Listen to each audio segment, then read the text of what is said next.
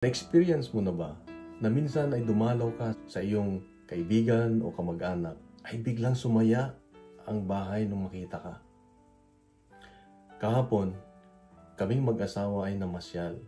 Kasama namin ang dalawang bisita galing sa Rome, dalawang pare. At habang kasama namin sila ay kaming mag-asawa ay tuwan-tuwa. Kaming lahat ay may kagalakan sa aming puso. At naisip-isip ko habang kami naglalakad na kaya kami masaya ay dahil dala nila ang Diyos sa kanilang buhay. Sabi nga, when we carry Jesus in our hearts, we naturally bring joy and blessings to others. Pag nasa puso natin, nasa buhay natin, ang presensya ng Diyos, ay ang naibabahagi natin ay tunay na kagalakan at grasya at biyaya na nagmumula sa Diyos. If God is with us, yung si Jesus mismo, ang Diyos mismo ang nagbibigay ng galak sa puso ng iba. Bakit ko nasabi ito? Dahil sa Ebanghelyo ngayon, makikita natin nung dinalaw ni Maria si Elizabeth na pinsan niya na buntis. Yung bata sinapupunan ni Elizabeth na si John ay naglulundag sa tuwa.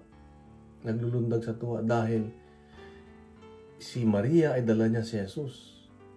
Si Jesus ay nagdala ng kagalakan sa puso, sa buhay ni John at sa kanang nanay niyang si Elizabeth.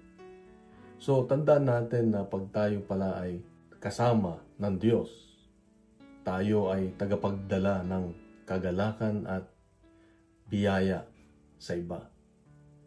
At kung dadalaw tayo, pag ang pinag-uusapan, may kwento, may dasal, merong pagmamahal sa pinag-uusapan at nandun ang presensya ng Diyos, ay siguradong merong tunay na kagalakan.